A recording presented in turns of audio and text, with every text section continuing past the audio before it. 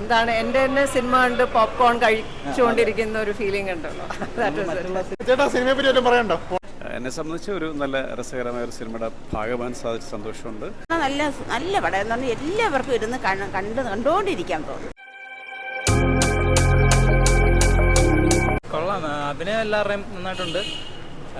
എന്താ ഇടയ്ക്ക് മിസ്സിങ് തോന്നിയിട്ടുണ്ട്, പക്ഷെ എന്നാലും കുഴപ്പമില്ല, കണ്ടിരിക്കാൻ വൺ ടൈം. ബാക്കിയുള്ളവരൊക്കെ എല്ലാവരും നല്ല അഭിനയമാണ്. അതൊരു ആന്തോളജി ടൈപ്പ് പോകുന്ന ഒരു ബന്ധമില്ലാതെ 4 കഥ പറഞ്ഞ് പോകുന്നതാണ്.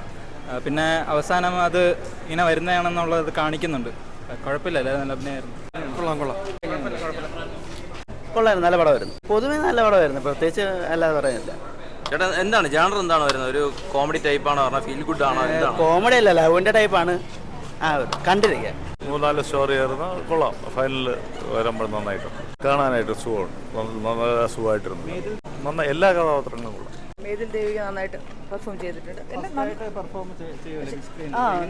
നന്നായിട്ടുണ്ട്. പുള്ളിക്കാരത്തെ ഡാൻസർ ആണല്ലോ, അപ്പം പിന്നെ അവരുടെ പെർഫോമൻസ് അപ്പം മോശമാവാൻ വഴിയില്ല. എന്തായാലും നന്നായിട്ടുണ്ട്. പക്ഷേ ഇതിന് മുന്നേ വരേണ്ടതായിരുന്നു തോന്നുന്നു. നന്നായിട്ടുണ്ട്. പറയേണ്ടത് നല്ല മൂവിയാട്ടോ, കുഴപ്പമില്ല. എനിക്ക് തോന്നുന്നു കുറച്ചും കൂടെ നന്നായിട്ട്. അതെ, നന്നായിട്ടുണ്ട്. നല്ല സിനിമ. എന്താണ് എടുത്ത് പറയാനായിട്ട്? ലവ് സ്റ്റോറി കൊള്ളാം ബ്രോ. ലവ് സ്റ്റോറി നല്ല അടിപൊളിയായിട്ട് പറയുന്നുണ്ട്. 4 ഡിഫറെൻറ്റ് ടൈംസ് ഒരു ലവ് സ്റ്റോറിയാണ്, അടിപൊളിയായിട്ട് പറയുന്നുണ്ട്. ക്ലൈമാക്സിൽ ചെറിയൊരു ട്വിസ്റ്റ് പോലെയുണ്ട്. സിനിമ ഉണ്ട്, നല്ല സിനിമ. ചേട്ടാ സിനിമയെ പറ്റി വല്ലതും പറയണ്ടോ? പോണ്ടേ, സിനിമ കണ്ടു, കുഴപ്പമില്ല, നല്ല വിഷ്വൽസാണ്. വേറെ പ്രത്യേകിച്ച് മ്യൂസിയം കൊള്ളാം.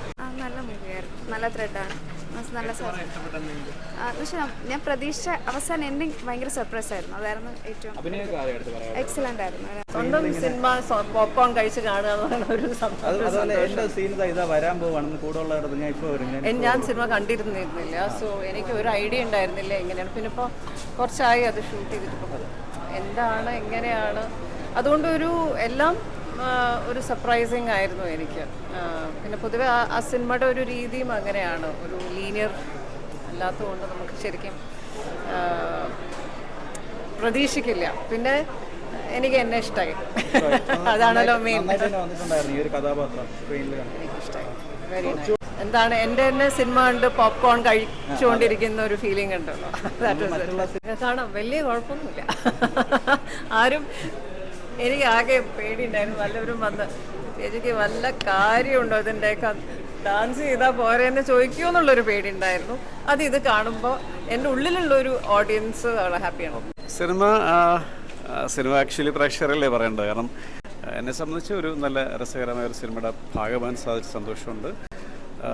മലയാളത്തിൽ എനിക്ക് തോന്നുന്നു നമ്മൾ കണ്ട് ശീലിക്കാത്തൊരു നറേറ്റീവാണ്, ഒരു ലവ് സ്റ്റോറിയാണ്. അപ്പോൾ തീർച്ചയായിട്ടും നല്ല സിനിമകളല്ലേ, കുറച്ച് ഡിഫറെൻ്റ് ആയിട്ടൊക്കെ സിനിമകൾ കാണുന്ന ആളുകൾക്ക് സിനിമ ഇഷ്ടപ്പെടുന്ന ഒരു ഫീൽ ഗുഡ് പടമാണ്. ഭയങ്കര തട്ടുപൊളിപ്പിൻ പടമല്ല, പക്ഷെ നമ്മുടെ ഒരു ഹൃദയത്തിൽ സൂക്ഷിക്കാൻ പറ്റുന്നൊരു സിനിമയാണ്. പിന്നെ എന്നെ സംബന്ധിച്ചാണെങ്കിൽ വിഷ്ണുവിൻ്റെ രണ്ടാമത്തെ സിനിമയിൽ പാർട്ടയിൽ സന്തോഷമുണ്ട്. പിന്നെ 2 അടുത്ത സുഹൃത്തുക്കളുടെ കൂടാണ് ഞാൻ അഭിനയിച്ചിരിക്കുന്നത്. ഒന്ന് ബിജു മേനോൻ, 2 മേതിൽ ദേവിക. വളരെ അടുത്ത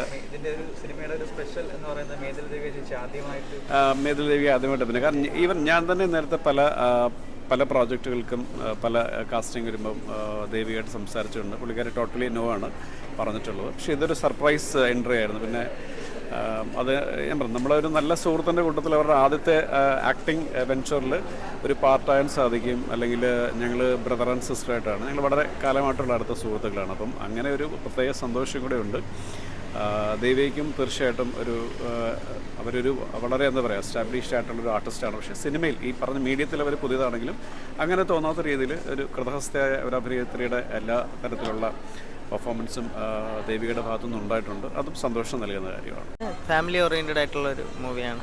എല്ലാവരും നന്നായിട്ടാണ് ചെയ്തിരിക്കുന്നത്. എന്താണ് ഇഷ്ടപ്പെട്ട, എന്താണ് പടത്തിൽ? ഇല്ല, അതിൻ്റെ സബ്ജക്റ്റ് നല്ലൊരു സബ്ജക്റ്റാണ്.